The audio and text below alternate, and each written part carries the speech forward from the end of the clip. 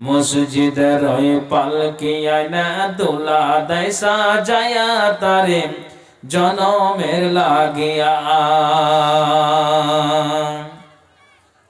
উপস্থিত কোরআন ও হাদিসের কর্ণধর ও মঞ্চে কেদারায় উপবিষ্ট যোগ্যতম সভাপতি মহাশয় এবং দূর দূরান্ত থেকে আগত তথাপি এলাকার সুপ্রিয় শ্রোতা মণ্ডলী, সর্বাগ্রে মহান স্রষ্টার কৃতজ্ঞতা জ্ঞাপন করি, যেই আল্লাহ আজকে কয়েকদিন ধরে এই যে ঠান্ডা, খুব ভারী একটা ঠান্ডা চলছে, তারপরও আপনারা এই আল্লাহকে ভয় বলে জাহান্নামকে ভয় মনে করে কবরে যেতে হবে সেটাকে অন্তরে ভয় রেখে একটি দ্বীনি সভায় আমরা হাজির হয়েছি।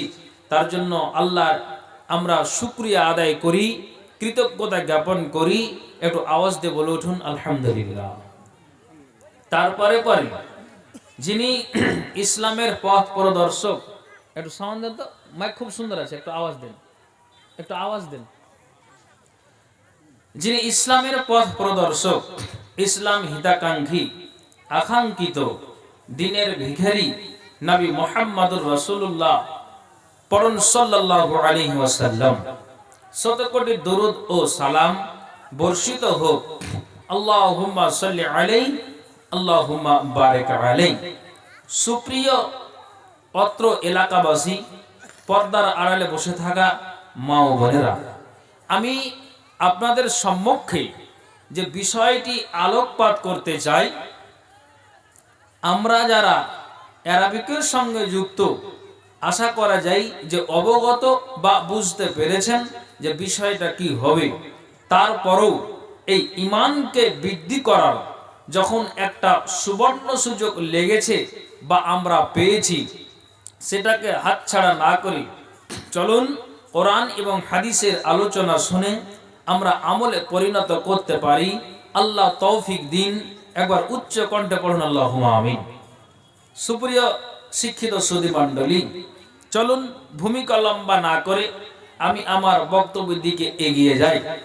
তাকে যে আমরা এখন যে বিষয়টা আমি রাখতে যাচ্ছি, আপনারা অজানা এটা কথা নয়, সমস্ত কথাই আপনি ওপেন ডাইরেক্টলি বক্তার মুখ থেকে শুনতে না গেলেও কিন্তু আপনার পকেটে অ্যান্ড্রয়েড মোবাইল আছে, আপনি সেটাকে একটু অন করে দিয়ে আপনি ইউটিউব সার্চ করে শুধু লিখেন।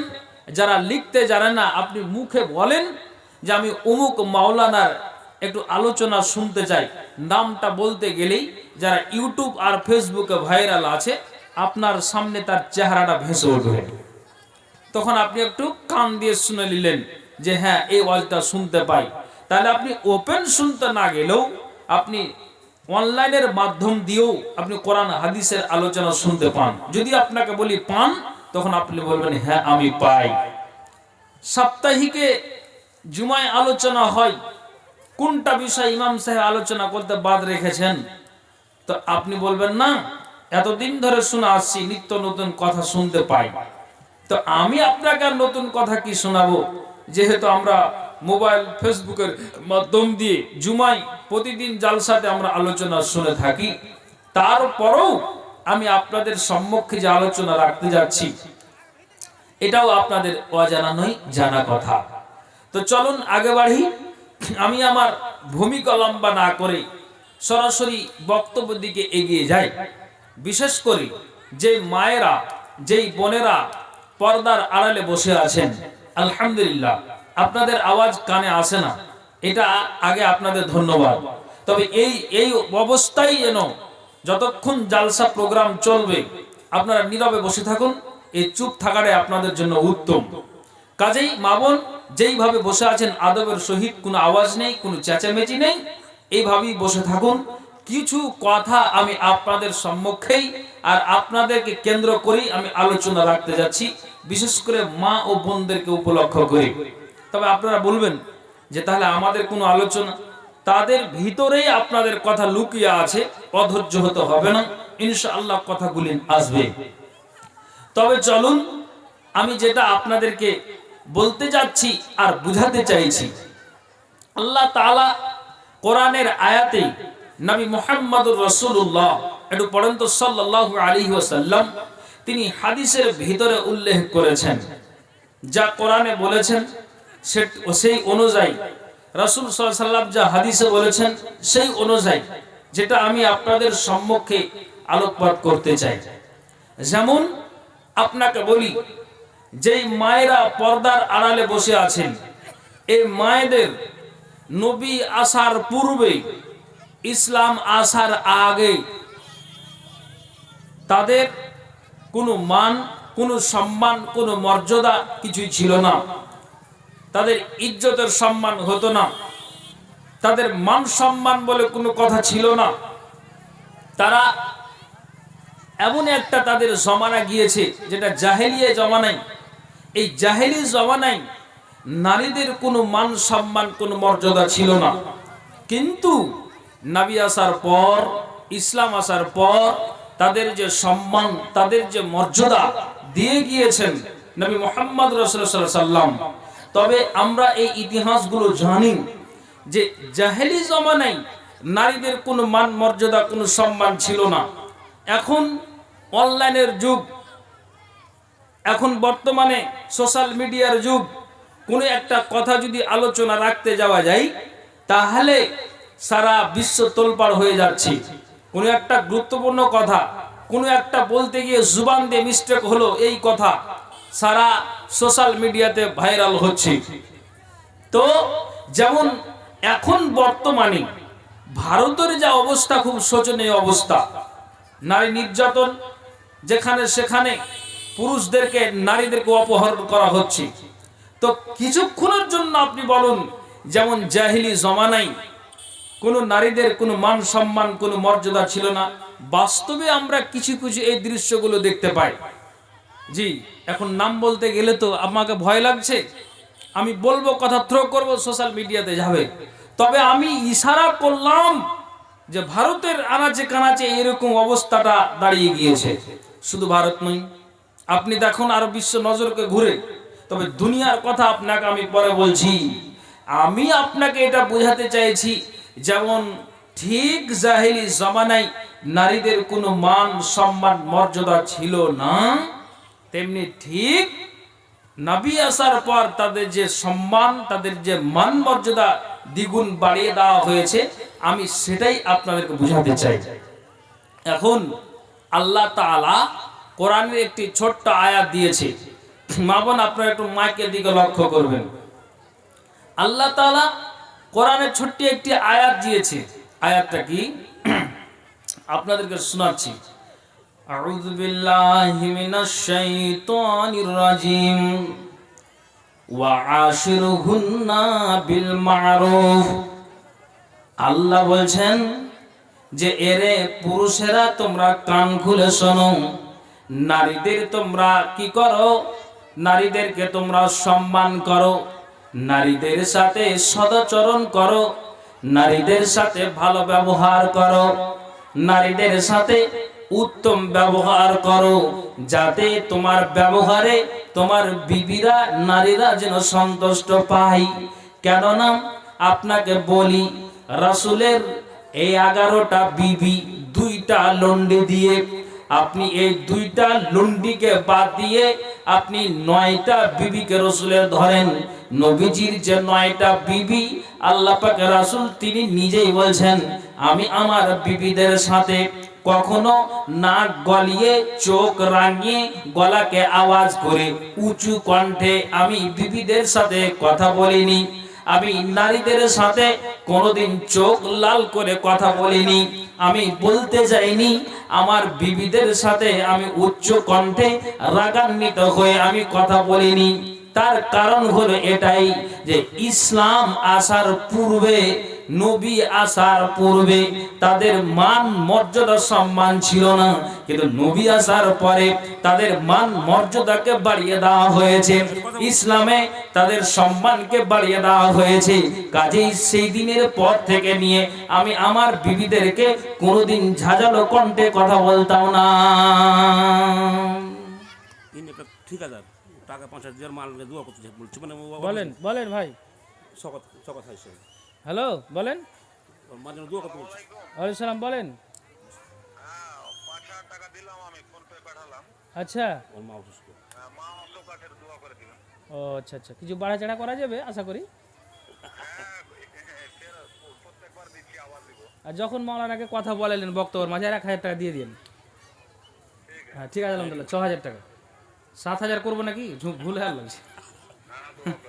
আচ্ছা আলহামদুলিল্লাহ যান, 6,000 টাকা উনি দিলেন, দোয়া করে দিন। আলহামদুলিল্লাহ দোয়া করে দিছি। আচ্ছা কিছু বলে নেই, আমি ইনশাল্লাহ দোয়াটা রাখছি হাতে, ইনশাল্লাহ করে দেবো, এটা মনে থাকবে।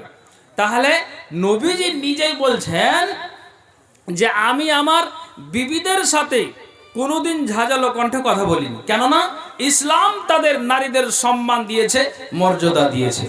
তার জন্য আমি কোনোদিন আমি আমার বিবিদের সাথে এইভাবে কথা বলিনি, যাতে করে আমার বিবিরা কষ্ট পায়। আচ্ছা আপনাকে আমি বলি, একটু ধৈর্য ধরবেন, মা বোন আপনার মাইকের দিকে লক্ষ্য রাখবেন। আমি আমার এলাকার কোনো একটা পুরুষের কথা বলি, সারাদিন মদের ভাট্টিতে থাকে, রাত্রে ইশারের কোনোদিন পর, কোনোদিন মাগরিব পর, কোনোদিন রাত 9টা-10টা হয়ে যায়। এই পুষ মাসের ঠান্ডা চলছে, গায়ে না জ্যাকেট আছে না আর কোনো মোটা সোয়েটার আছে, ওই যে মদের ভাট্টিতে পড়ে থাকে। ওকে যদি বলে ঠান্ডা লাগে না ভাই, কি বকছি তোরা, মদের গরম আছে শরীরে। বুঝতে পারলেন তার গৌরবটা, তার কথাটা কি? আপনাকে সত্যি বলছি, বিবি জানছে যে আমার স্বামীর চরিত্র এরকম, সুন্দর করে খাবারকে রেডি করে দিল, তার জন্য সবকিছু এগিয়ে দেওয়া হলো।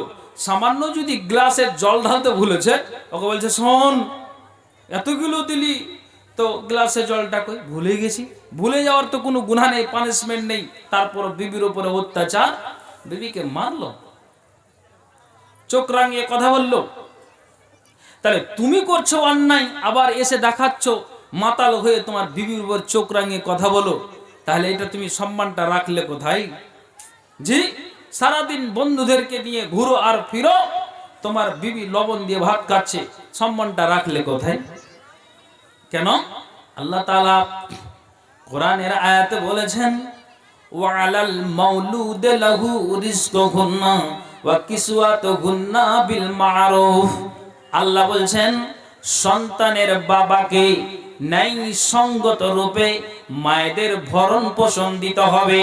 একটা পুরুষ যদি এরকম আচরণ করে, তুমি সারা দিন ফাঁক করে তোমার বন্ধুদেরকে নিয়ে ঘুরো ফিরো চলো, কিন্তু তোমার বিবি লবণ দিয়ে ভাত খায়, তুমি হোটেলে গিয়ে তুমি কি করো, মাছ মাংস দিয়ে ভাত খেয়ে নাও, 1000 টাকা ইনকাম করে 1200 খরচা করে দাও, বাকি তোমার ঘাটতি হয়। তুমি বুঝো না, মাতাল হয়ে আছো, তোমার বন্ধুরা তোমাকে ধ্বংস করে দেয়। কিন্তু তুমি বলো তো, তারপরও তোমার ভালো খাবারটা পেরে যায়। কিন্তু তোমার ছেলে আছে দুটো, মেয়ে আছে একটা, তোমার বিবি বাড়িতে লবণ দিয়ে ভাত খায়, সম্মানটা রাখলে তুমি কোথায়? অথচ বাড়ি তুমি 9টা-10টার দিকে আসো, খাবারটা রেডি করে রাখে, গ্লাসে জল না ঢালার কারণে তুমি তাকে প্রহার করো, তাকে তুমি আঘাত করো। আল্লাহ বলছেন ওয়ালাল মাউলুদ লাহু রিজকুহুন্না ওয়া কিসওয়াতুহুন্না বিল মারুফ। সন্তানের বাবাকে নাই সঙ্গত রূপে মায়েদের ভরণ পোষণ দিতে হবে। এটা যদি দাও তাহলে শুনো, তোমার বিবি এটা সম্মান দেওয়া হলো, এটা তাদের হক তোমাকে পৌঁছাতে হবে। কিন্তু এই আচরণ যদি করো তো তাদের মান মর্যাদা রাখলে কোথায়? এটাই তো আমি আপনাদেরকে বলছি। তাহলে যে জাহেলি জমানায় তাদের কোনো সম্মান ছিল না, যদি আমি এই ইসলাম আসার পর আর কোরআন হাদিসকে শোনার পরে যদি এরকম আচরণ করি, তো আমার জায়গা কোথায় হবে? আপনি এটা মাথায় রাখুন, আপনাদেরকে বলছি। তবে নারী কেউ আমার এই কথা শুনে সচেতন হতে হবে।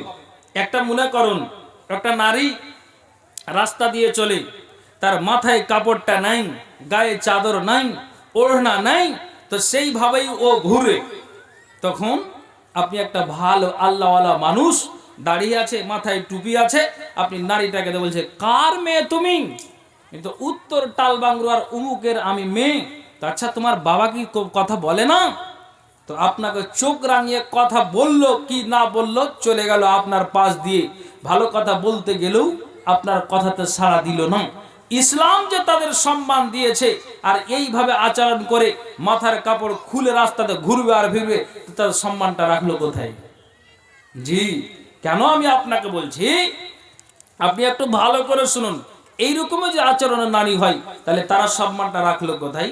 নবীজি বলছেন, আইয়ুমা ইমরাতিন ইস্তাতারাত ফামাররাত আলা কওমিন লিয়াজুদু রিহাহা ফাইয়া জানিয়াতুন।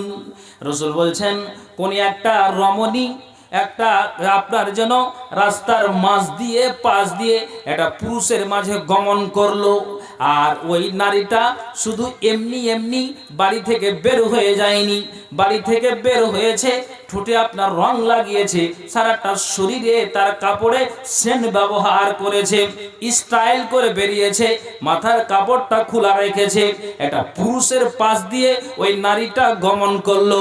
রাসূল বলছেন যে নারীটা সুগন্ধি ব্যবহার করলো, সেন্ট ব্যবহার করলো, অথচ নারীদেরকে সেন্ট ব্যবহার করাতে শরীয়ত নিষেধ করেছে। কেননা ইসলাম তাদের সম্মান দিয়েছে, মর্যাদা দিয়েছে, অথচ এই লোকের মেয়েটা আপনার ওই পুরুষের পাশ দিয়ে গমন করলো। আল্লাহ পাকের রাসূল বলছেন, আর যে পুরুষটার পাশ দিয়ে গমন করলো, ওই পুরুষের নাকের ডগাতে ওই নারী যেই সেন্টটা গায়ে ব্যবহার করে আছে, ওই নারীতে যে সেন্টটা, যে খুশবুটা তার শরীরে লাগিয়ে আছে, ওই খুশবুটা একটা বেগানা পুরুষের নাকের ডগায় চলে গেল। তো যেই একটা বেগানা পুরুষের নাকের ডগায় চলে গেল, রাসূল বলছেন, শোনো, ওই নারীটা কে? ওই নারীটাকে চিনে নাও, ফাহিয়া জানিয়াতুন। ওই নারীটা হচ্ছে বেহায়া নারী, ওই নারীটা হচ্ছে বেশ্যা নারী, ওই নারীটা হচ্ছে জিনাকারী নারী। কুল্লু আইনিন জানিয়া, এবং তার পানে চাওয়া প্রত্যেক চক্ষু ব্যভিচারী। বুঝতে পারলেন? যেই নারীদের সম্মান দেওয়া হয়েছে, যদি এরকম আচরণ করে, তাহলে সম্মানটা রাখলো কোথায়?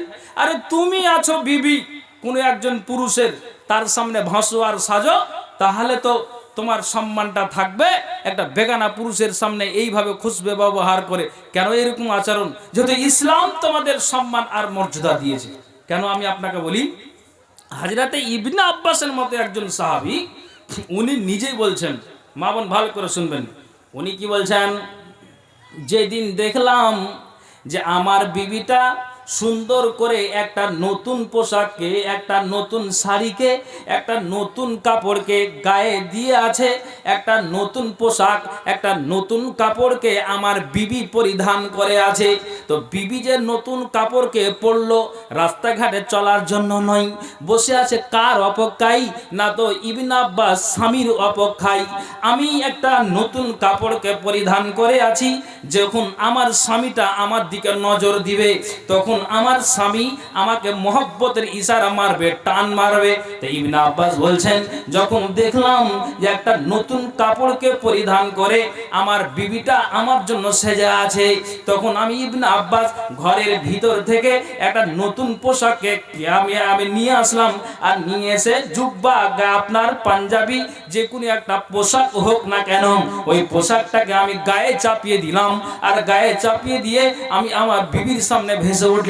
কেননা যেইভাবে আমার বিবিটা আমাকে স্যালুট মারে, সম্মান করে, তো ইসলাম তাদের সম্মান দিয়েছে, মর্যাদা দিয়েছে, তার জন্য তাকে সম্মান দেওয়ার জন্য একটা নতুন পোশাককে পরিধান করলাম। বুঝতে পারলেন? আমার ভাষা বুঝতে পারছেন? হ্যাঁ না করেন। আরে গাটা হিলে না, ঠান্ডা তো মুখটা হিলান না, যে কথা বোঝা যাচ্ছে না? হ্যাঁ না বলুন। তাহলে তার সামনে ভাসেন, তাহলে একটা নারী, বেগানা নারী একটা বেগানা পুরুষের সামনে ভাসবে, তার সম্মানটা থাকলো কোথায়? ইবনে আব্বাস তিনি নিজে বলছেন, যখন দেখলাম আমার জন্য সেজেছে, আমি এটাকে সম্মানের জন্য আমি বিবির সামনে একটা নতুন পোশাককে গায়ে দিয়ে কোনো জুব্বা আর পাঞ্জাবিকে তার সামনে ভাসি, এই জন্য ভাসি যেহেতু ইসলাম তাদের সম্মান দিয়ে সম্মান করলাম। ভাইজান, এই হচ্ছে ইসলামে নারীদের সম্মান। তাই এই সম্মান আমাকে আপনাকে দিতে হবে, যেহেতু ইসলাম তাদের সম্মান দিয়েছে। কেমন সম্মান? আচ্ছা আপনাকে বলি, হাজার হাজার এইরকম নারীরা ভুল করে। ভুল কি করে? আর আপনি যখন সংশোধনের জন্য বলবেন, তো এর দায়িত্ব বাবা আর মা। তো আপনি একটা পরের মেয়েকে বলতে গিয়ে তো আপনি একজন দোষী, কেন বর্তমান প্রস্তুতি এমন হয়ে গিয়েছে। আমি আপনাকে বলি, আরে আমার বোনের যদি কোনো অন্যায় দেখতে পাই আমি বলবো তো, দেখতে পাইনি তো বলিনি।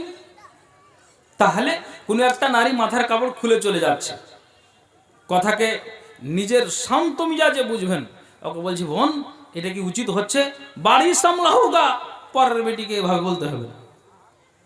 পাল্টা তার জবাব, আচ্ছা আপনি বলুন, এই জন্য বলছি যে ইসলাম তো তোমাদের সম্মান দিয়েছে, তাহলে এরকম আচরণ কেন? তাহলে এটা ভুল নয়? ভুল। আমি আপনাকে বলছি, একটু খেয়াল করে আমার কথার দিকে লক্ষ্য রাখবেন যাতে আপনি বুঝতে পারেন। জাঙ্গে জামালের যুদ্ধতে মা আয়েশা যখন গেলেন তখন দেখছেন আন এমিনিহি কাতলা ওয়া আন এসারিহি কাতলা, ডান দিকে আর বাম দিকে ঠিক মা আয়েশা যখন লক্ষ্য করে দেখছেন তো ঠিক ওই মরা লাশ পড়ে আছে। আম্মার বিন ইয়াসার উনি নিজেই বলছেন, আচ্ছা আয়েশা, তোমাদের মতো একটা নারী রাস্তাতে ঘুরবে আর এইভাবে বেগানা পুরুষের দিকে নজর দিবে, এটাকে তোমার ঠিক হয়েছে? এটাকে তুমি ঠিক করেছো? আয়েশা তুমি শোনো, বাড়ি যাও আর বাড়ি গিয়ে তুমি কোরআনের সূরা আহজাব এটা 33 নম্বর আয়াত, এই আয়াতটাকে তুমি খুলবে আর খোলার পরে তুমি ওই আয়াতটাকে পড়ে দেখবে যে আমার বাড়ির বাইরে ওয়া কারণে এসাটা আমার ঠিক হয়েছে না বেঠিক হয়েছে। তুমি বাড়ি যাও আর বাড়ি গিয়ে তুমি সূরা আহজাবটাকে তুমি খুলে দেখো গা। আয়েশা মনে মনে এটাই চিন্তা করলেন যে আমি বাড়ি যাব আর বাড়ি গিয়ে আমি সূরা আহজাবকে দেখব, তার মানে হ্যাঁ আয়েশা তোমাকে বলছি তুমি সূরা আহজাবকে খুলে দেখো গা। আচ্ছা বলুন, সঠিক কথা আপনাকে বলি, ইসলাম নারীদের যে সম্মান দিয়েছে এখান থেকে মা আয়েশার মতো আয়েশা থেকে এই নারীদেরকে জ্ঞান নিতে হবে। আসলেন এসে কোরআন পড়তে গেলে, কোন একটা সূরাকে তেলাওয়াত করতে গেলে আমরা সর্বপ্রথম আউযু বিল্লাহি মিনাশ শাইতানির রাজিম বিসমিল্লাহির রহমানির রহিম পাঠ করি। আয়েশা শুরু করলেন এই দিয়ে, আর সূরাটাকে আপনার শুরু থেকে পড়তে আরম্ভ করে দিয়েছেন। পড়তে পড়তে পড়তে পড়তে যে সূরা আহজাবটা 33 নাম্বার সূরা আর আয়াতটাও হলো 33, ওই আয়াতটা মা আয়েশা তিনি ওই যখন ওই আয়াতে এলেন তখন ওই আয়াতটা তিনি পাঠ করেছেন, ওয়া কারনা ফি বুয়ুতিকুন্না ওয়ালা তাবাররাজনা তাবাররুজাল জাহিলিয়াতিল উলা। আয়েশা তিনি আবার এই সূরাটাকে আবার ওই আয়াতটাকে পাঠ করেছেন, ওয়া কারনা ফি বুয়ুতিকুন্না ওয়ালা তাবাররাজনা তাবাররুজাল জাহিলিয়াতিল উলা। আয়েশা তখনই ওই আয়াতটাকে পড়ার পরে তিনি চিন্তায় চিন্তিত হলেন, আল্লাহ আম্মার বিন ইয়াসার আমাকে যেই কথাটা বলেছেন এটা আমার দ্বারা দিয়ে অন্যায় হয়েছে। আল্লাহ বাড়ির বাইরে একটা নারী ও কারণে বের হবে, এটা বড্ড ভুল রে আল্লাহ। দেখেন তো আপনাকে বলি, কোন একটা বাড়ির বৌমা শাশুড়ি মা যদি কোনো একটা আপনার বাড়ির পার্শ্বের কোন একটা বাড়িতে চলে যায় ও কারণে আর এমনি এমনি এমনি এমনি বসে বসে যদি সময়টাকে নষ্ট করে ব্যয় করে, খবরদার ওই বাড়িতে জায়গা দিও না, ওই বাড়িতে তাদেরকে বসার জায়গা দিও না। ও কারণে এসে অপর বাড়িতে সময় নষ্ট করা এটা শরীয়ত নারীদেরকে পারমিশন দেয়নি। আয়েশা বলছেন আমি ওই জাঙ্গে জামালের যুদ্ধতে ডান দিকে বাম দিকে তাকিয়ে মরা লাশকে দেখলাম আর আম্মার বিন ইয়াসার আমাকে সূরা আহজাবটা খুলে দেখতে বললেন। আমি যখন দেখলাম তো দেখলাম এটা সত্যি আমার দ্বারা দিয়ে, আয়েশার দ্বারা দিয়ে এটা ভুল হয়েছে। আমি চিন্তায় চিন্তিত হয়ে গেলাম যে আম্মার বিন ইয়াসার যেটা বলেছেন সেটাই তার সঠিক কথা। কেন? ইসলাম তাদের সম্মান দিয়েছে, মর্যাদা দিয়েছে। আমি আপনাকে বলি আয়েশা একটা ভুলের কারণে ঠিক ঠিক এটাকে তার মগজে উঠিয়ে তিনি বলছেন আল্লাহ এটা বড্ড ভুল। জি বড্ড ভুল। নবী চলে গিয়েছেন, দুনিয়া ছেড়ে দিয়েছেন, নবী মরে যাওয়ার পরে এটা আমার দ্বারা দিয়ে হলো। আমি আপনাকে বলি তাহলে আমার বোন আপনার বোন, আপনার মেয়ে আমার মেয়ে দিন আর রাত যদি অন্যায় করে ইসলাম তাদের সম্মান দিয়েছে, তাহলে একটা ভুলের কারণে যদি তার মাথাতে মগজ যদি হিলে উঠে তাহলে এই নারীরা হাজার ভুল করে, তাহলে এই আয়েশা থেকে জ্ঞান নিতে হবে না? একটু হ্যাঁ বলুন। অবশ্যই হবে, যেহেতু ইসলাম তাদের সম্মান দিয়েছে। আমি আপনাকে বলছি একটু ভালো করে শুনবেন। কথা হলো এটাই, ঠিক আয়েশা তিনি নিজে নিজে একটা কথা ভেবেছিলেন কি, আল্লাহ পাকের রাসূল যেখানে আয়েশার কামরাতে নবীজিকে শোয়ানো আছে, নবীজি মারা গেলেন, আয়েশার কামরাতে নবীজিকে দাফন করা হলো। তারপরে নবী মরে যাওয়ার পরে 2 থেকে 2.5 বছর পরে তার আব্বাকে দাফন করা হয়েছে। তারপরে তৃতীয় জন যেটা ব্যক্তি হযরতে উমর ফারুক রাদিয়াল্লাহু তাআলা আনহু, ওই উমর ফারুককে 3 নম্বর কবরে দাফন করা আছে। ওই জায়গাতে আরেকটা কবর আছে, কবরটা এখনো ফাঁকা আছে। যখন ঠিক কিয়ামত ঘনিয়ে আসবে, ইসরাফিল বাঁশিতে ফুঁক মারবে, সুবহানাল্লাহ, ওই জায়গাতে যে একটা কবর ফাঁকা আছে, কবরটাতে ঈসা নবীকে ভরে দেওয়া হবে। তার মানে 3টা কবর পূর্ণ আছে, আর একটা যেটা কবর, ওই কবরটা এখনো পর্যন্ত ফাঁকা আছে। শেষকালে ওই জায়গাতে ঈসা নবীকে ভরে দেওয়া হবে। তো ঠিক মা আয়েশা বলছেন, আল্লাহ, আমার স্বামী যেখানে ঘুমিয়ে আছে, আমার বাপ যেখানে ঘুমিয়ে আছে, আমি আয়েশা কোন একটা ছোট বা বড় আমার দ্বারা দিয়ে যদি অন্যায় হতো, আমাকে নবী মুহাম্মদ আমাকে মহব্বতের টান দিয়ে ওটাকে ভুলিয়ে দিত। কোনদিন আমার স্বামী আমাকে চোখ রাঙিয়ে কথা বলেনি, কোনদিন আমার স্বামী আমাকে অন্যায়ভাবে দেখেনি, গালিগালাজ করেনি। ভুল ছোট হতে গেলেও আমাকে সেটাকে মহব্বতের টান দিয়ে মিশিয়ে দিয়েছে, আমাকে এটাকে ভুলিয়ে দিয়েছে। আমার স্বামী আমাকে কখনো নাক গলিয়ে কথা বলেনি। কিন্তু নবীর জীবদ্দশায় মা আয়েশার ভুল হয়নি। তো নবীজি মারা গেলেন, এটা আমার অন্যায় হলো, আমাকে লাজ হলো, আমাকে শরম হলো, আমাকে হায়া লাগছে, আমাকে লজ্জা লাগছে।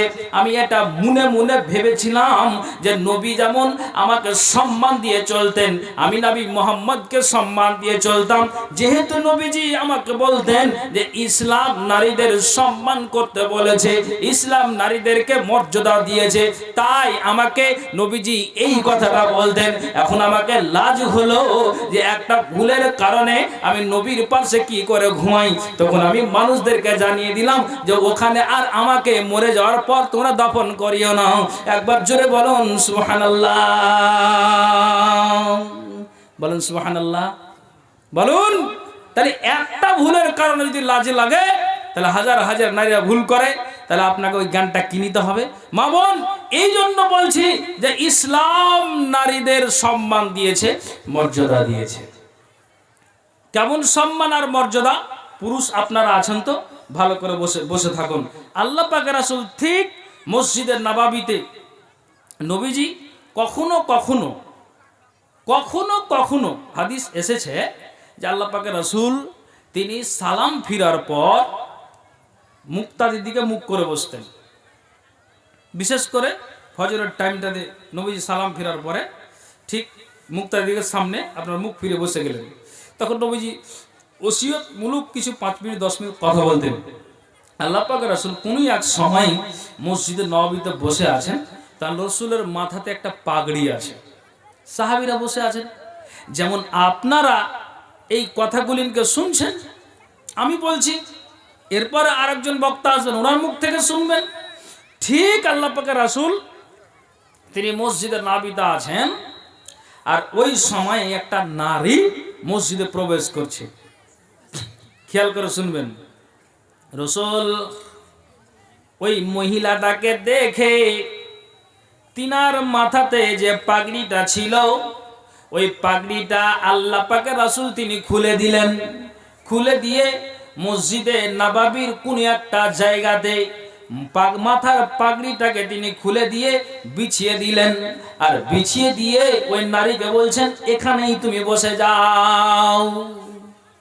জি দেখেন, ইসলাম তাদের কত সম্মান দিয়েছে। ঠিক ঠিক ওই নারীর জন্য মাথার পাগড়িটা যে খুলে দিয়েছে, এবার নারীকে বললেন এখানে বসে যাও। সাহাবীরা বললেন যে এই নারীর এত সম্মান, তার মানে? রাসূল বললেন, সাহাবীরা শোনো, এটা যেন তেন লোক, এটা মেয়ে নয়। এটা কে জানো? বাল্যকালে আমার আব্বা মারা গিয়েছে, মা আমার আঙ্গুলটা ধরে আমার কবরটা নিয়ে গিয়ে বাপের কবরটা দেখানোর জন্য নিয়ে গিয়েছিল। বাপের কবর দেখলাম, তখন আমি বাল্যকাল। তারপরে আমার আম্মাও মারা গিয়েছিল। মরে যাওয়ার পরে আমাকে এ হাত ও হাত করেছে। শেষে আমি যার দুধ খেয়ে মানুষ হয়েছি, সে তার নাম হলো হালিমা। তো এটা কে? না, তো এটা আমার মা, দুধ মা হালিমা। কাজেই কেন রসুল আপনি এই কাণ্ডটা করলেন? ইসলাম নারীদের সম্মান দিয়েছে, নারীদের মর্যাদা দিয়েছে, তাই আমি আমার দুধ মাকে মাথার পাগড়িটা খুলে বসতে দিলাম। যেহেতু ইসলাম তাদের সম্মান দিয়েছে, ইসলাম তাদের মর্যাদা দিয়েছে, এটা আমার মা, দুধ মা, এ মার আমি দুধ খেয়ে মানুষ হয়েছি, তাই আমি মাথার পাগড়ি খুলে বসতে দিলাম। একবার জোরে বলুন সুবহানাল্লাহ। দেখেন, তাই আমি আমার মাথার পাগড়িটা খুলে আমি আমার আম্মাকে বসতে দিলাম। কেন? ইসলাম নারীদের সম্মান দিয়েছে, ইসলাম নারীদের মর্যাদা দিয়েছে। আল্লাহু আকবার। তাহলে বলুন তো, এই ইতিহাস থেকে আমাকে আপনাকে জ্ঞান নিতে হবে। রাসূলের কাছে কোন একজন ব্যক্তি আসলেন, আসার পরে নবীজিকে বললেন, আল্লাহ পাকের রাসূল, একটা কথা আপনার কাছে জানার জন্য এসেছি। নবীজি বললেন, কি কথা? নবীজি গো, দুনিয়ার মানুষেরা যাদেরকে আল্লাহ ধন দিয়েছে, যাদেরকে আল্লাহ মাল দিয়েছে, যাদেরকে আল্লাহ টাকা দিয়েছে, তাদের জন্য হজ ফরজ, তাদের জন্য যাকাত ফরজ। কোনো মানুষের যদি আপনার ব্যাংক ব্যালেন্স 1 লক্ষ টাকা থাকে, বাড়িতে আপনার 1 লক্ষ থাকে, বাকি টাকা দিয়ে আপনি সংসারকে চালিয়ে এলেন, মেনটেন হয়ে যায়, কিন্তু ওই টাকাটা অবশিষ্ট 1 লক্ষ আপনার জমা আছে। নবীজি বলছেন, বৎসর হতে গেলেই ওখান থেকে তুমি কি করো, 1 লাখের মধ্য থেকে 2500 টাকা বের করে দাও, তাহলে বাকি মালটা তোমার জন্য হালাল হলো। আর যদি ওই 2500 টাকাই বের না করো, তাহলে সম্পূর্ণ মালটা তোমার হারাম হয়ে গেল। কেননা ওখান থেকে যে 2500 বের হয়, এটা তোমার হক নয়, এটা ফকিরের হক, এটা মিসকিনের হক, এটা গরিব গুরবার হক। অতএব এটা রাখিও না, ওখান থেকে বের করে দাও। একটা মানুষকে আল্লাহ ধন দিয়েছে, মাল দিয়েছে, অতএব তুমি যাও, গিয়ে মক্কা আর মদিনা তুমি দেখে আসো গা। তো নবীজিকে ওই ব্যক্তিটা বলছেন, আল্লাহ পাকের রাসূল, আপনি আমাকে অর্ডার দিন, হুকুম দিন, আদেশ দিন, আমি যাব আর গিয়ে আমি মক্কা আর মদিনা দেখে আসব, তার মানে হজ্জের তরে যাব। নবী মুহাম্মাদুর রাসূলুল্লাহ একটু আওয়াজ দিয়ে পড়বেন সাল্লাল্লাহু আলাইহি ওয়াসাল্লাম। তিনি বলছেন, ব্যক্তিটা শুনো, মানুষকে যাকে আল্লাহ ধন দিয়েছে, যাকে আল্লাহ মাল দিয়েছে, তো ওই ধন আর মালের কারণে তাদের হজ ফরজ হয়। তুমি মক্কা আর মদিনা যাবে, অর্থাৎ বাইতুল্লাহ যাবে, হজ্জের তরে যাবে, এটা ঠিক আছে। অতএব তোমাকে একটা কথা বলি, আমার দিকে তুমি খেয়াল করো। নবীজি গো, আপনি কি কথা বলছেন, আমাকে আপনি শোনান। নবীজি বলছেন যে আচ্ছা, আগে তুমি এটা বলো যে তোমার মা বেঁচে আছে না তোমার মা মারা গিয়েছে? রাসূল বললেন না। ওই ব্যক্তি বলছেন, ইয়া রাসূলুল্লাহ, আল্লাহ পাকের রাসূল, আমার মা এখনো পর্যন্ত জীবিত আছে, আমার মা আজও বেঁচে আছে। নবীজি বললেন, যার মা বেঁচে আছে সে কত ভাগ্যবান, সে কত ভাগ্যবান ব্যক্তি রে। অতএব ব্যক্তি তুমি কান খুলে শুনো, মক্কা আর মদিনা তোমাকে যেতে হবে না, তোমার মা বেঁচে আছে, তোমার মতো ভাগ্য কার আছে রে? যার দুনিয়া ছেড়ে মা চলে গিয়েছে, তাকে তুমি জিজ্ঞেস করো গা। অতএব শুনো ব্যক্তিটা, তুমি বাড়ি চলে যাও, তোমার মায়ের তুমি সম্মান করো গা, তোমার মায়ের তুমি সেবা করো গা। রাসূল বললেন, এই জন্য বলি, যেহেতু ইসলাম নারীদেরকে সম্মান করতে বলেছে, ইসলাম নারীদের মর্যাদা দিয়েছে, সম্মান দিয়েছে। জাহেলি জমানায় নারীদের কোনো মান সম্মান ছিল না। কাজেই তুমি শোনো, তোমাকে যেটা বলতে চাইছি, তুমি যাও আর বাড়ি গিয়ে তোমার মায়ের সেবা করো গা, যেহেতু ইসলাম এটা বলেছে। কেন? যখন তুমি সেবা করবে আর সঠিক ইখলাসের নিয়ত যদি এই কাজটা হয়, আল্লাহ পাক রাসূল বলছেন, আল জান্নাতু ইনদা রিজলাইহা, তোমার মায়ের পায়ের তলে জান্নাত আছে, তোমার মায়ের পায়ের তলে জান্নাত আছে, তোমার মায়ের পায়ের তলে জান্নাত আছে। যাও তোমার মাকে সম্মান করো, সেবা করো গা, হজে তোমাকে যেতে হবে না। আল্লাহু আকবার। দেখেন, যেহেতু ইসলাম তাদের সম্মান দিয়েছে, ইসলাম তাদের মর্যাদা দিয়েছে। কাজেই ওই ব্যক্তিটাকে এই কথাই বললেন। ভাইজান আপনি দেখুন, আমি আপনাকে আগেই বলেছি, কথা কোনো নতুন নয়। দিন আর রাত প্রতিদিন বললাম শুরুতে যে আপনি ওপেন একটা আলেমের মুখ থেকে শুনতে না পেলেও আপনি তো মোবাইলটাকে কানে ধরে শুনতে পান যে হ্যাঁ আজকে এইরকম আলোচনা হলো। এই কথা আমরা শুনতে পাই, এই কথা আমরা জানি বা আমরা শুনেছি। শুনে শুনে অর্ধেক আপনারা আল্লামা হয়েছেন।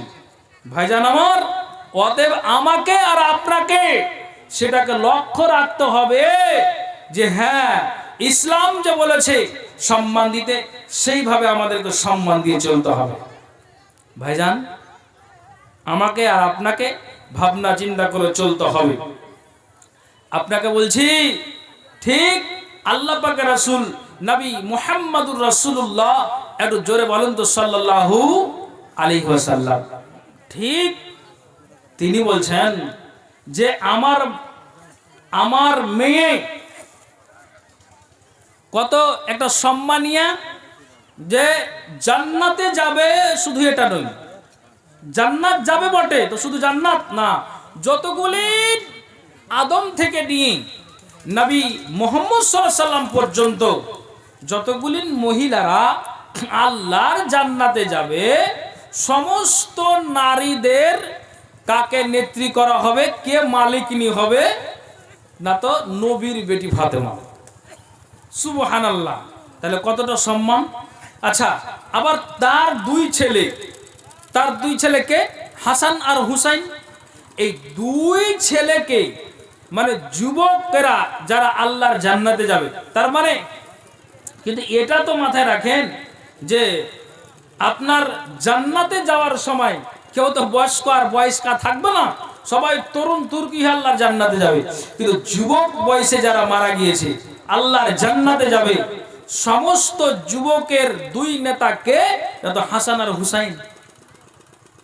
আবার আপনাকে বলি, এই কথাটা এই জন্য টেনে আনছি, সময়কে খুব লম্বা করবো না। কে না তো হযরতে আবু বকর সিদ্দিক রাদিয়াল্লাহু তাআলা আনহু, হযরত ওমর ফারুক রাদিয়াল্লাহু তাআলা আনহু, এই দুইজন আল্লাহ পাকের রাসূলের শ্বশুর মশাই, এই দুইজন যারা বুড়ো বয়সে মারা গিয়েছে, আল্লাহর জান্নাতে যাদের চান্স আছে আল্লাহর জান্নাতে যাবে। কিন্তু যখন জান্নাতে যাবে কেউ আর বয়স্ক থাকবে না। তো ঠিক রাসূল বলছেন এই বুড়োদের নেতা কে হবে, আমার দুই শ্বশুর আবু বকর সিদ্দিক এবং হযরত ওমর। আচ্ছা, আমি এই কথাটি কেন ঘুরিয়ে পিছিয়ে আনছি আর আপনাদের সম্মুখে আমি বলছি, বলার একটাই উদ্দেশ্য হলো যে যেই মহিলা যেই নারী, যেই ফাতেমা জান্নাতের নেত্রী, ঠিক তিনার বাবা বলছেন যে যখন দেখলাম যে আমার মেয়েটা আমার জামাই আলীর বাড়ি থেকে আসে, যখন দেখলাম আমার মেয়েটা আমার জামাই আলীর বাড়ি থেকে আসে, আমি নবী মুহাম্মদ খবর পেলাম যে আমার বেটি আমার বাড়িতে কিছুক্ষণের মধ্যেই আগমন করবেন। তখন আমি নবী বাড়ি থেকে বের হয়ে গেলাম, কিছুটা দূরে গেলাম। এক কথায় বাড়ি থেকে বেরিয়ে যতটাই যাই না কেন আমি আমার বেটির অপেক্ষায় আমি থাকি যে বেটি দীর্ঘদিন পর বা কয়েকদিন পর আমার বাড়িতে আমার বেটি আসবেন। কাজেই আমি কি করি, আমার বেটির অপেক্ষাতে দাঁড়িয়ে থাকি। দেখলাম যে 100 মিটার 200 মিটার দূর থেকে আমার বেটিকে দেখতে পাওয়া যায়। যখন আমার বেটি আসলো আমি আমার বেটিকে সম্মান দিয়ে ঘরের ভিতরে বাড়িতে আমি নিয়ে যাই। শুধু তাই নয়, আল্লাহ পাকের রাসূল তিনি নিজেই বলছেন, ইতিহাস প্রমাণ করে যে আমি এটা সম্মানের জন্য আমি আমার বেটিকে জামাইয়ের বাড়ি থেকে আসতে গেলে আমি আমার বেটির ডান হাতে আমি বুসা দিতাম, চুমা দিতাম। এই জন্য যেহেতু ইসলাম নারীদেরকে সম্মান করতে বলেছে, তাই আমি আমার বেটি জামাইয়ের বাড়ি থেকে আসতে গেলে আমি এইভাবে সম্মান দিতাম। একবার জোরে বলুন তো সুবহানাল্লাহ। জি, আপনি বুঝতে পেরেছেন, বুঝাটা আপনার মানে অসুবিধা নয়, সবকিছু আমি আর আপনি বুঝতে পারছি। তো ভাইজান ঠান্ডার রাত আপনাকে কি বলবো, তবে এই থেকে আমাকে জ্ঞান নিতে হবে। আর নারীদের যে ভুল ভ্রান্তি ইসলাম যেহেতু তাদের সম্মান দিয়েছে সেগুলোকে শুধরে নিতে হবে। কেমন শুধরে নিতে হবে? আল্লাহ রাব্বুল আলামিন সূরা আহজাবের 30 নম্বর আয়াতে একটা আয়াত দিয়েছেন। কি বলছেন? ইয়া নিসা আন-নাবিয়্যে মাইয়াতি মিনকুন্না বিফাহিশাতিন মুবায়্যিনাতি ইউদাআফ লাহাল আযাবু যিফাইনি ওয়া কানা যালিকা আলাল্লাহি ইয়াসীরা। হে নবীর পত্নীগণ, অর্থাৎ হে নবীর বিবিরা, তোমাদেরকে বলা হচ্ছে তোমরা শুনে রাখো, প্রকাশ্যে খবরদার অশ্লীল কাজ করিও না, মন্দ কাজ করিও না। তোমাদের মধ্যে যে কেউ প্রকাশ্যে অশ্লীল কাজ করবে, মন্দ কাজে জড়িয়ে যাবে, আল্লাহ কোরআনে বলছেন ইউজাফ লাহুল আযাবু যিফাইনি, আল্লাহ তাদেরকে দ্বিগুণ আযাব দিবেন, আল্লাহ তাদেরকে দ্বিগুণ শাস্তি দিবেন। আল্লাহ বলছেন ওয়া কানা যালিকা আলাল্লাহি ইয়াসীরা, আর এটা আল্লাহর পক্ষে সহজ, এটা আল্লাহর পক্ষে কঠিন নয়। জি, অতএব নারীদেরকে এইভাবে সাবধানতা অবলম্বন করতে হবে। যাই হোক, কথা হলো যে আমি শর্ট করে কয়েকটা কথা বললাম, সব জায়গাতেই এটা আল্লাহর পক্ষ থেকেই, যে মানুষের পক্ষ থেকে নেই। বক্তব্যে কিছুক্ষণ দেওয়ার পরে একটা দায়িত্ব আমাকে কমিটি দেয়, এটা আল্লাহর পক্ষ থেকে হয়েছে। প্রায় জায়গাতে অধিকাংশ আমার সময় আপনার এই এই মিডিল টাইম সময়, ব্যতিক্রম ঘটনাক্রমে হয়ে যায়, কাজে কামে এদিক ওদিক হয়তো হয়ে যেতে পারে, ওগুলো আপনার সব জায়গাতে নয়, খুব ব্যতিক্রমে হয়ে যায়। যেমন হয়তো শেষে কোথাও, আর নইলে আপনার 100 জালসার ভিতরে 90টা 80টা জালসা এই মিডিল টাইম আমার সময়, আর এই দুটো কাজ আমাকে বহন করতে হয়। অতএব আমি আরেকটা কথা বলি নারীদের উপলক্ষে, একটু ভালো করে শোনার চেষ্টা করবেন মামন, যাতে করে এই কথাটা আপনার জ্ঞানে উঠে যায়। আর একটা কথা আমি পুরুষের জন্য বলবো, একটু বসে থাকুন, উঠাউঠি করবেন না। ঠিক আল্লাহ পাকের রাসূল একটা নারীর হাতে সোনার পলাকে দেখলেন। আল্লাহ পাকের রাসূল বলছেন, এই নারী, সোনার পলা যে তোমার হাতে আছে, তো এটার কি তুমি যাকাত বের করেছো? কাউরির যদি বাড়িতে সোনা আর চাঁদি থাকে আর এটা নিসাবের মধ্যে যদি চলে আসে, তাহলে অবশ্যই তাকে ওই পরিমাণে যাকাতটা বের করে দিতে হবে। নারীটা চট করে বলছেন, আল্লাহ পাকের রাসূল, যাকাতের অর্থ কি, মানে কি সেটা তো জানা নাই, তো আমি যদি যাকাতকে আদায় করি তাই আমার এর প্রতিফল কি আছে, না করলেই বা আমার ক্ষতি কি আছে? দেখেন নবী যখন বললেন যে এই সোনা দুটির কি যাকাত বের করেছো, এটা নারীদের জন্য সোনা আর চাঁদি পড়া জায়েজ আছে, কিন্তু কোনো পুরুষ যদি সোনা আর চাঁদি পড়ে নাই, সোনা আর চাঁদির বর্তনে খাই, তাহলে রাসূল বলছেন কি, ইন্নামা ইউজারজিরু ফি বাতনিহি নারা জাহান্নাম, সেজন্য নিজে জাহান্নামের আগুনকে পেটে লপ লপ করে ভরে নেবে। যেহেতু পুরুষের জন্য এটা জায়েজ নয়, তো নারীর হাতে দুটো সোনার পলা দেখে আল্লাহ পাকের রাসূল বলছেন যাকাত আদায় করেছো? নারী এই জবাব দিলেন। তাহলে নবীজি যদি বের করিতে এর প্রতিফল কি, না করলেই ক্ষতি বাকি? রাসূল বলছেন, নারী তুমি শোনো, হাতে দুটো সোনার পলা দেখলাম, তো শোনো নারী, এটা মাথায় তুমি উঠাও। যদি এটা নিসাবের মধ্যে পড়ে যায় আর যাকাত যদি তুমি বের না করো, কিয়ামতের দিনে আল্লাহর যে জাহান্নামের ফারিস্তা আছে, ওই ফারিস্তারা তোমার দুটো হাতে আগুনের দুটি পলাকে পড়াবে। ওই আগুনের দুটি পলা পড়ার বিনিময়ে কি করবে জানো? তোমার সারাটা শরীরের চামড়া ঝলসে যাবে, খসে যাবে। সারা দুনিয়ার মানুষ সেই জায়গাতে জমাই থাকবে।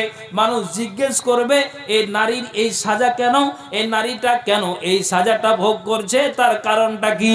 তখন এটা সাক্ষী দেওয়া হবে, এই নারীটা কে জানো? হে না, তো এই নারীটা যাকাতকে অস্বীকার করনে ওয়ালি। হাতে সোনার পলা ছিল, গলায় মালা ছিল, চাঁদি পড়েছিল, নাকের ফুল ছিল, ওটা নিসাবের মধ্যে পড়ে যাওয়ার কারণে যাকাতটাকে বের করে দেয়নি। তার কারণে এই নারীটা জাকাতকে অস্বীকার করনে ওয়ালি। তো এই সোনার পলার বিনিময়ে তুমি যদি জাকাতকে অস্বীকার করো, তাহলে কিয়ামতের দিন আল্লাহর ফারিস্তা তোমার দুটো হাতে যে আপনার কি করবে, আগুনের পলাকে পরিয়ে সারাটা শরীরের চামড়াকে তোমার ঝুলসে দেওয়া হবে। জিজ্ঞেস করা হবে এটা কে, না তো জাকাতকে অস্বীকার করনে ওয়ালি। সঙ্গে সঙ্গে ওই নারীটা নবীর সামনে সোনার দুটি পলাকে খুলে দিলেন। আর খুলে দেওয়ার পরে রসুলকে বলছেন, আল্লাহ পাকে রসুল আপনি এই সোনার পলাকে নিয়ে নেন। আমি আল্লাহর কসম খেয়ে বলছি, আপনার মুখ থেকে কতবার শুনেছি যে দুনিয়াতে মানুষ কতদিন বাঁচবে, না তো 60 থেকে 70 বছর বাঁচবে, মানুষ এর বেশি বাঁচবে না। রসুল গো, আমার বয়সটা আপনি দেখতে পাচ্ছেন 40-45 গত হয়ে গিয়েছে। এর আগে নবীর উম্মতেরা, নবীর কওমেরা কতদিন বেঁচেছে? হযরতে আদম, হযরতে নূহ আলাইহিস সালাম, এরা 1000 বছর করে, আপনার 500 বছর করে, 150 বছর করে আমাদের পূর্বের নবীরা আর কওমেরা এইরকম করে করে আল্লাহ আয় দিয়েছিলেন। কিন্তু আপনি নিজেই বলেছেন যে আমার উম্মতেরা কতদিন বাঁচবে, না তো 60 থেকে 70 বছর বাঁচবে, এর বেশি আমার উম্মতেরা বাঁচবে না। কাজে নবীজি গো, আমার বয়সটা 40-45 গত হয়ে গিয়েছে, সামনে আর কটা দিন আমার সময় আছে, নেন আপনি সোনার পলা, আমি আল্লাহর রাস্তাতে দিয়ে দিলাম। যতদিন বেঁচে থাকবো, যদিও নারীর জন্য সোনার পলাকে জায়েজ আছে, কিন্তু আমি আল্লাহর কসম খেলাম সোনার পলাকে আর পরিধান করব না। কেননা আমি আখিরাতটাকে উজ্জ্বল করতে চাই, আমি আখিরাতকে বরবাদ করতে চাই না। আল্লাহ পাকের রাসূল বলেন সুবহানাল্লাহ, বলেন সুবহানাল্লাহ। ওই নারী, আপনাদেরকে বলছি, সোনার পলাকে সঙ্গে সঙ্গে রসুলের সামনে খুলে দিলেন, শুধু একমাত্র আখিরাত যেন তার বরবাদ না হয়, এটাই উদ্দেশ্য। আল্লাহু আকবার। তাহলে আপনি জ্ঞান করুন, আপনার বয়স 50, 60, 70, আপনার বয়স 40 পার হয়ে গেছে, আর কিসের দাপট? বাড়িতে সোনা আর চাঁদি আছে, টাকার পয়সা আছে, ধন দৌলত আপনাকে দিয়েছে, বা যাই আপনাকে দিয়েছে, জালসাটা কিসের? না তো মসজিদের উন্নতি করবে জালসা। তাহলে সেটা তো আমাকে আর আপনাকে মাথায় রাখতে হবে। আল্লাহু আকবার। নারীর ক্ষেত্রে হলো এটা কথা। আমি এই জন্য লাঞ্ছিত হচ্ছি, যেহেতু আমাকে একটা উদ্দেশ্য বা একটা আমাকে দায়িত্ব পালন করতে হচ্ছে। আর একটা কথা বলি, রাসূল যখন ঠিক মারা যান, আয়েশা পার্শ্বে ছিলেন, আর ঠিক আয়েশার কামরাতে মাটি দেওয়া হয়েছে। রসুল ওই হযরত আবু বকর সিদ্দিক রাদিয়াল্লাহু তাআলা আনহু উনি অনুপস্থিত ছিলেন যখন নবীজির দমটা বের হয়। ঠিক নবীজি মরে যাওয়ার পরে 3টি ইয়ামানি চাদর দিয়ে রাসূলকে ঢাকা আছে। হযরত আবু বকর সিদ্দিক খবর পেলেন যে জামাই দুনিয়া থেকে বিদায় হয়েছে।